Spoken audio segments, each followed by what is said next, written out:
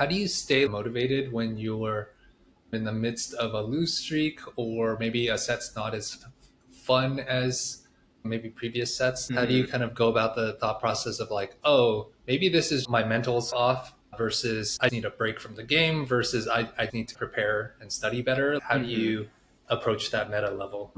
I think it depends from person to person, right? It depends on what you want to get out of the game. For example, me, I just take a break from the game. I pretty much stop playing. But that's mainly because the primary reason for me playing TFT is because I want to have fun. It's mostly like a game for enjoyment. It depends on if you're trying to mainly be a competitor, right? That's kind of different, right? You're trying to improve, then, you know, what you want to get out of the game is going to determine how you approach that problem, right? So for me, if I don't think something is that interesting, or if I think the meta has gone stale, or if I think the set is bad, nothing is really tying me to bash my head against the wall in the game. But let's say you are trying to really get the most out of being a competitor and you're trying to play the game, then I think what you have to do, let's say you're on that loss streak, like you mentioned, right? First off, if you're on a loss streak, is you have to stop playing the game. It doesn't matter what your motivation is. If you see that you're losing a bunch, even if it's just for the day, you have to stop. For most people, it's the best that you can do because if you're going eighth, eighth, eighth, seventh, etc., there's a reason behind it, right? It's not just like you're running bad, because a lot of the times when that happens, people might think like, "Oh, I'm just getting unlucky," or they might not even think about why they're bot foring, and they'll just do it like, "I need to go again so I can top four," or something like that, right? But that's not very Yeah. reasonable, right? Because when you're going bot four a lot, there's an underlying problem in your play that's causing that to happen, right? Hmm. And you probably won't realize it while it's happening. You for sure won't realize it, right? Because that's why it's happening over and over again. So the best thing that you can do is stop, even if it's just to take a break. But maybe the better thing to do is like after you've stopped for a little while, you can go back maybe and think about those last few games and ask yourself, why exactly are you bot foring? Right. And then you start to pick up on like, okay, maybe there are specific reasons. Maybe I'm taking certain augments trying to hard force comps, which leads to my early game being bad. Maybe I'm not playing the early game because I'm trying to tunnel vision on a specific comp, which means my item slams are not as, as strong as they could be. Maybe I'm not even, econing properly, right? Or like I'm not trying to streak properly. Maybe I'm just leveling at these kind of not great intervals because I'm just kind of autopiloting. And that could be one of the reasons why you're bot foring a bunch, right? So, I mean, like, obviously, if you're going to continue playing the game and you're trying to sort of get out of that rut, then you have to, like, that's where you have to stop.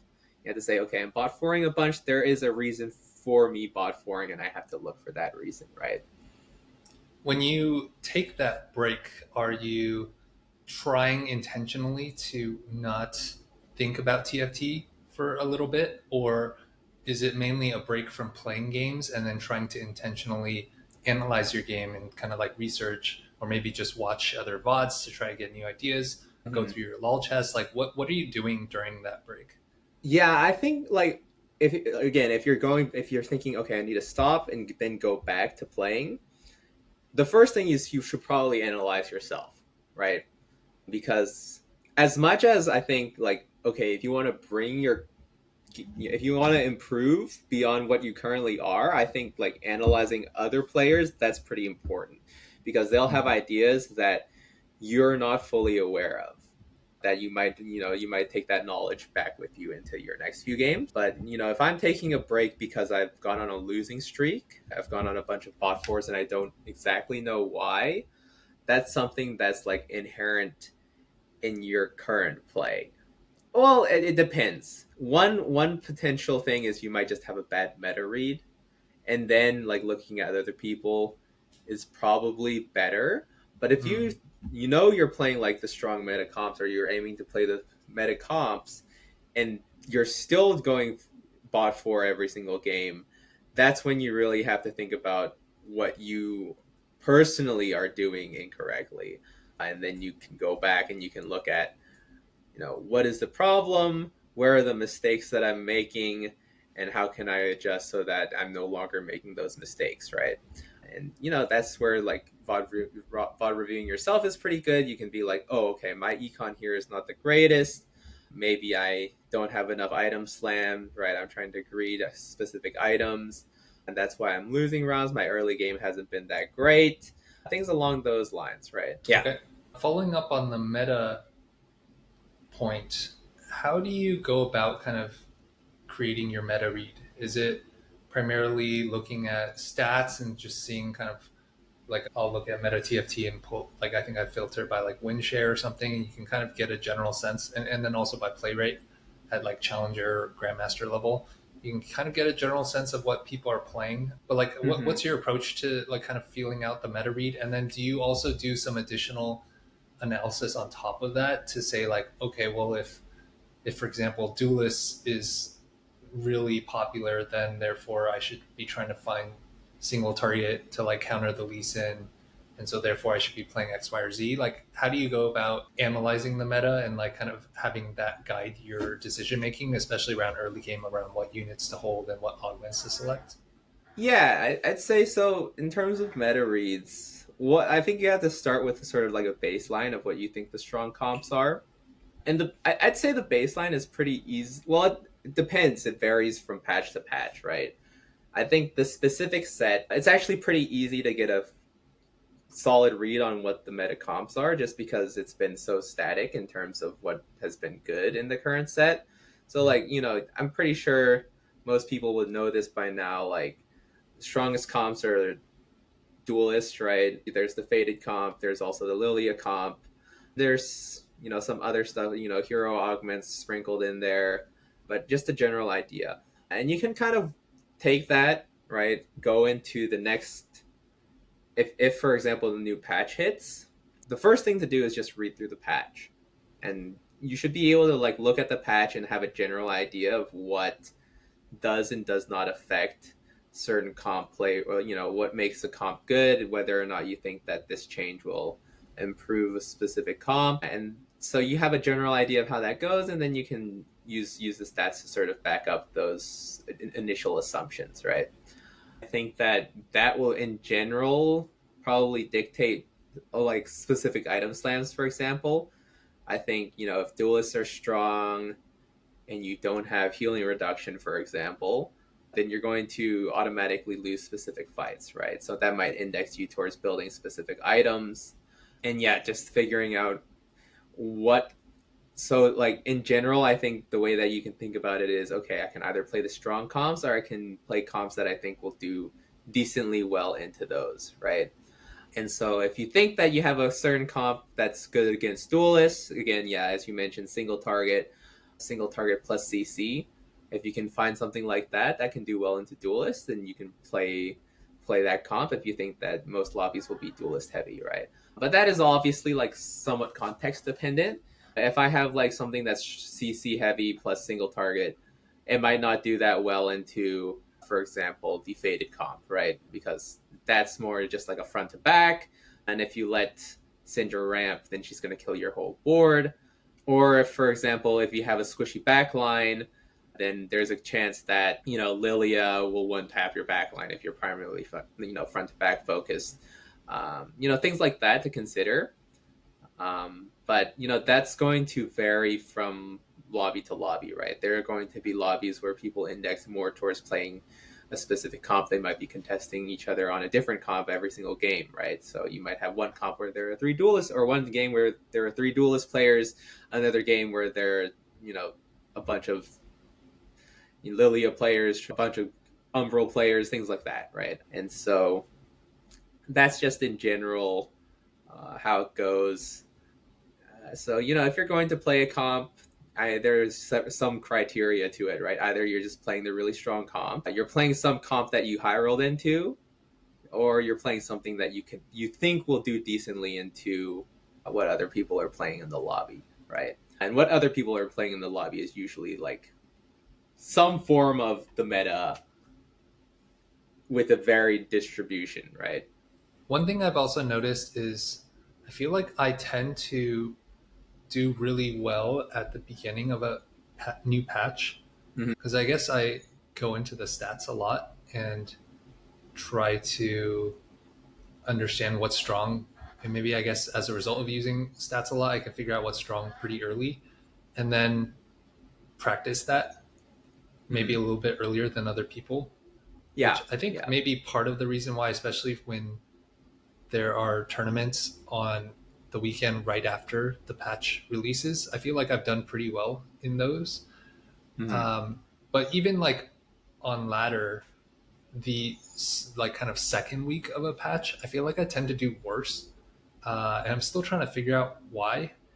And Yeah, I can't yeah. tell how much of that is.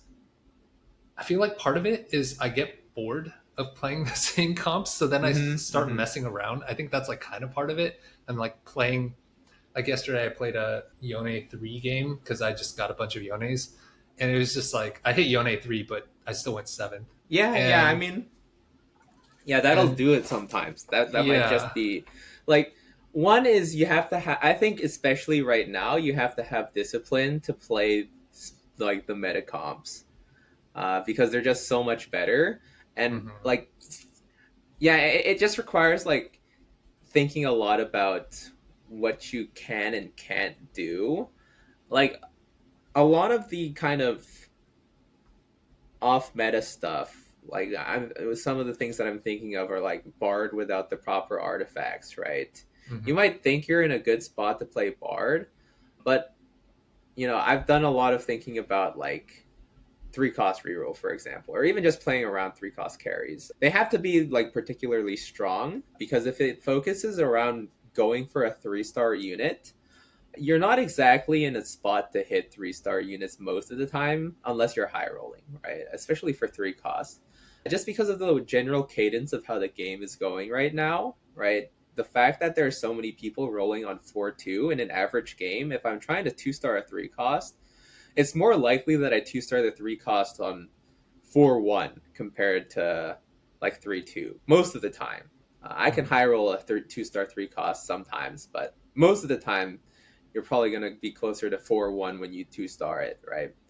But if that's happening and then the immediate turn afterwards, somebody 2-stars a 4 cost, then you're essentially super down on tempo, right? Because Hmm. some the other person's going to be way stronger than you, and stage 4 is really when the damage starts to kick in, right?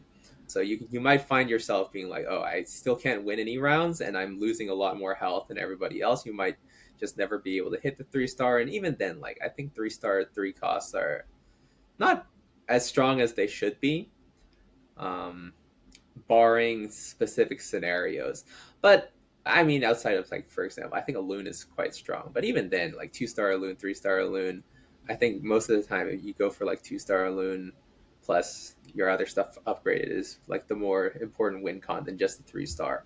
But yeah, I mean, it does a lot of the times. It's just like whether or not you have the discipline to play the meta comps. I think, but the other thing is sort of yeah, it comes down to whether or not you have specific counter strategies. That's the first thing. They have to work, right? Yeah, they have to work in the context of what the current meta is. So in a vacuum, something might be good, but uh, if you look at the specific comp that you're thinking of playing, okay, this is like a new interesting comp that I think I'll be able to try out, but it doesn't work against what's currently strong, then you're not going to be able to do any form of climbing or consistent climbing with it, right? So when that's the case, you know, you might be able to recognize, okay, this is like the 1 in 50 game scenario where I can play this comp. Otherwise, just trying to force into it or even like spend any amount of resources trying to go into that will not work out too well. Obviously, like the wider the meta gets, the less that's a problem, right? Because if there's a variety of comps, then you can you know really tend to play more towards what you're hitting, right? But Yeah. I think that currently the case is there are those very specific comps that you try to aim for, And it's just a matter of like getting there in the best possible way, right? So obviously, I think the best case scenario is still trying to win streak into that position, right? And so that just requires some like thinking about how you're optimizing here, right? Like one, scouting the lobby and trying to make sure that if you're not in the strongest position in the lobby, what can you play that's like relatively uncontested that you have the best odds of hitting, right? That's sort of the first thing, because I think most of the games that's going to be the scenario is that you might not get a very strong early game, or you. This is sort of like, this is the baseline of how you should be playing, because just in case you don't get the strongest early game, you're not just left going bot 4, right? That'll sort of increase the floor in terms of how poorly you're performing. The second is, okay, there are some spots where I'm hard win streaking, and I should know like what specific meta comp to go into, regardless if I'm being contested or not. Those are like the two big things, and just figuring out uh, how exactly you can get there. I think a lot of the times is mostly just how you can get to 4-2 with the most amount of econ and the most amount of health that you have, right? And then you can do a solid roll down, or if you have enough money, you can preempt certain people and roll a bit earlier, right? But yeah, that's the thing is, I think that when the meta is a bit stale, yeah, I mean, honestly, if the ladder doesn't matter, then it's honestly perfectly fine to just say, okay, I'm just gonna, at the cost of some of my LP, I can sort of play around a bit, and that also generates some nice knowledge, I would say. Because if you do manage to win a game, and you can be like, okay, is this replicable, right? Then you might be able to use that information as sort of like, okay, this I can use this to get a leg up, right? Over certain people, over people that are only playing the meta comps, right? So that's the thing. But if you really have to climb, I think that especially with the current meta, the focus is more on probably, you know, really optimizing towards uh, what the general meta is.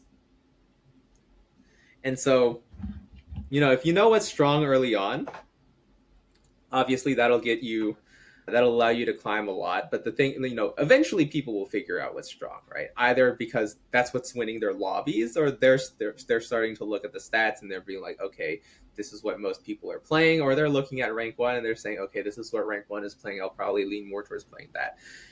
In general, that's, over the course of the patch, people are going to start contesting those units more, they're going to be taken out of the pool more, right? So either developing counter strategies, if it's viable, then it's completely doable. But the other option is what I mentioned before, which is really like scouting the lobbies, making sure you're playing something that's relatively uncontested, or making sure you know how to out tempo people so that you can hit before they do, right? And it's all kind of meta dependent. It's sort of what you think is in terms of you know I think that right now a lot of the sort of strategies, like all of the comps that are strong right now, in general tend to lean more towards the specific late game versus a specific forecast. And because of that, the best thing you can do is really like figure out what the forecast comp is that will be least contested, so that you're just more likely to hit on that side. Because if everybody's doing the same thing, but you're playing a different comp, then you're essentially getting a strong leg up over the rest of the lobby. Or you're just out tempoing them so you can hit before the people that do contest you do. In which case they'll probably go bot 4, and you can outplace at least, if two people are contesting you, then you outplace two people automatically, things like that, right? Mm-hmm. When Yeah. you're trying to scout early to try to ensure that you're not playing a contested forecast comp, especially since it's basically like what Lee Sin, Syndra, Lilia slash Morgana, Hmm. like and Ash, like those And are I Ash. feel like the main ones. Yeah. Which basically, let's say there's like four basically, Right. and Right. there's 8 players in a lobby. So for the most part, it's going to be like at least one or two people playing each one, right? Yeah, Uh, yeah. so are you mainly trying to avoid like a three-way contest? Because like it's almost like guaranteed probably one at least one other So person's going to contest you. yeah, I mean, a lot of the times sometimes you just can't avoid the three-way contest, right? Like, let's say, this what I'm saying here is probably not even gonna be that far fetched, right? Let's say like it's 2-2, you have blue buff slammed, and everybody else has blue buff slam, or like Yeah, two other people have blue or buff slam. adaptive or Like shoji. yeah, or adaptive or training. You're like, okay, well, I know what I mean, especially for the case of like yeah, I mean, everybody has adaptive Shojin, and they're playing around the faded opener. You kind of tell, right? In those instances, I mean, you have two options, right? In general, I'd say that if I were slamming a specific item, it would be because I think that my board is strong for it.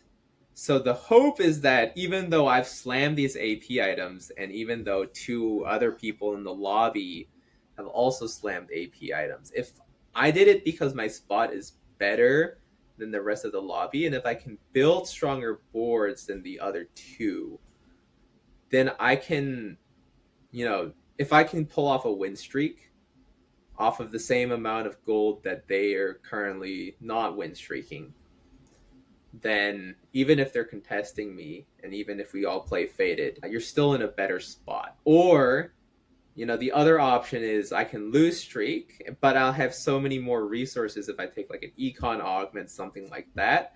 I know that I'll be able to hit before they do because I can either send it earlier or I'll just have more gold to roll with. In which case, you're on the better end of variance than they are. And obviously, sometimes you'll lose. Uh, but, there are still things to consider, right? If I slam a blue buff or a Shojin, I can still play Lilia, right? That's still something that's completely doable. And sometimes you just have to be like, okay, let me leave two options open for myself here. Obviously, the thing about the faded board is it's like the same units every time, which means it's a little bit awkward when you're doing your roll down because you kind of want to be holding all of those units. But still, like, let's say, for example, I hit the Lilia pair before I hit a single Syndra. Then you can kind of be like, okay, this is not my first choice for what I want to play, but I'll build a board around the Lilia, and it's relatively easy to, like, transition off of whatever. You can play around a flexible front line, and then you can pivot into that specific direction. I think that you know, leaving yourself specific outs like that is nice, right? If because I think that the Syndra itemization and the Lilia itemization are relatively transferable, right? They're like whatever items I build on Syndra will work well on Lilia in most cases, or Mm-hmm. if for some reason you might be carrying something like an Alloon, right? And I have an Alloon too, and all of a sudden I hit Silas 2 before I hit anything else on like the faded side or the mythic side, right? And you can still play around those units. So like leaving yourself, some contingency plans is always pretty good. It's somewhat difficult, but I'd say that the most important thing is like, okay, if I have this contingency plan, I don't necessarily need to hold all of the units, but like for example, buying Lilia pairs just in case, and potentially also a Nautilus or something like that. And then if I happen to hit, then I can potentially transfer the items that way. I might not necessarily win, right? If I do something like that where I have a specific comp in mind and I kind of have to pivot to another one just because, that usually tends to suggest that you're not going to do as well as if you had hit the comp that you were initially playing for. But that's just how it is. Just leaving yourself open to the other side. Obviously, there are some cases where you can't even do that, right? Like if I take Faded Crest, on 3-2, I'm playing for Faded on 4-2, right? That's the thing. Yeah. Is you can't really pivot in that scenario. And so but here the thing is, if you decide you're taking Faded Crest, if you're locking yourself into playing that specific comp, it better be because you were in a good spot to do it to begin with, right? Mm-hmm. So, for example, on 4-2, even if I don't hit Syndra 2, if I think my board will be strong enough around the faded units where it doesn't even matter, that's pretty good because there are some instances where if you even if you just have a kindred two, you can still be relatively stable, right? But that's a matter of whether or not you are actually in a good spot for it or not, right? Like, even if the faded comp is good, that doesn't necessarily mean that on 2-1, if I take faded crest, that I'm going to do well, right? Right. Because your initial units and your initial items might not actually fit well with taking that crest immediately, which means putting yourself in a position where you have to hard force the comp is actually going to be pretty detrimental for you. Even if you think the comp is good, you kind of have to be in a spot to play it, and especially if you're being contested, your spot needs to be better than everybody else's, right? Especially if you're planning on hard forcing the comp. So you have to assess whether or not you can hard force a specific line. If not, you kind of want to leave yourself with those contingency plans and say like, okay, I can actually play around this particular carry even if I don't hit what I initially planned to play, right? Hmm. In the case that you are three-way contested and you are gold rich and maybe you are loose streaking, how much gold are you usually looking for on a 4-1 to really go for a 4-1 roll down? And does that change if you're three-way contested versus two-way contested? Like, how do you think about that? Two-way contested, so if it's just you and another person, it's not actually that scary. I would say so. You can kind of just play your game and play around like sort of what your normal tempo would be. I think even if they hit, it's not that big of a deal, especially if it's something around four costs. I know people like to complain about the bag sizes, but realistically speaking, if everybody else is playing some other comp, they're also taking stuff out of the pool. The other person might, it doesn't really matter too much what the other person is doing. But if everybody is taking out your frontline units, then you might want to roll a bit earlier, anyways. But three-way contested is definitely you kind of have to make sure that you're outpacing them in a specific way. Either that can be just with your econ, so you know that you can roll earlier than they do, or the other possibility is just in terms of health and board strength, right?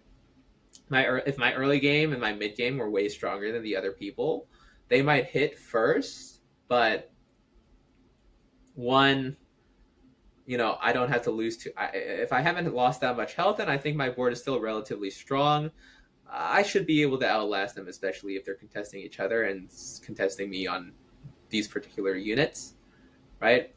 And that's the main thing is sort of, yeah, I'd say that if it's only two people playing the same comp, you and another person, it's really like, you shouldn't feel that frightened about or that sort of pressured to play any differently outside of like if it's reroll is something where you might have to really consider how you're supposed to outplay this person. Either it's you don't reroll it at all and you just use your units as sort of like a tempo and you say like, okay, I'll just win streak now, push levels, and then maybe pivot my board while this person is still putting in gold. Or you have to, a lot of the times, for example, one cost reroll. If you think you're in a spot to just hyper roll or use all your gold on 2 or 3-1, and maybe take the units out before they do, that's another possibility. So yeah, it's really that's sort of it's really different for four costs though. I'd say that in the four cost one, if you're being contested by one person, you don't have to be that worried about it, realistically speaking. So in the three-way contest, where let's say you were loose streaking, you're low on HP, but you have an econ advantage, like is like let's say 30 gold reasonable on 4-1? Are you looking for more than Yeah, I'd that? say 30 to 40 gold is relatively reasonable. Yeah, I think 20 gold really isn't enough. 30 gold is probably the minimum you want if you want to hit your units. And even then, it depends on like what you currently have, right? Mhm. Because you might hit 4-1 in very different spots. Like you might hit 4-1 with nothing that you need, or you might hit 4-1 with some key pieces already there, right? And you can think about like how much realistically does everything here cost? If I'm playing, for example, Ash, right? I'm going to want at least one the carry upgraded.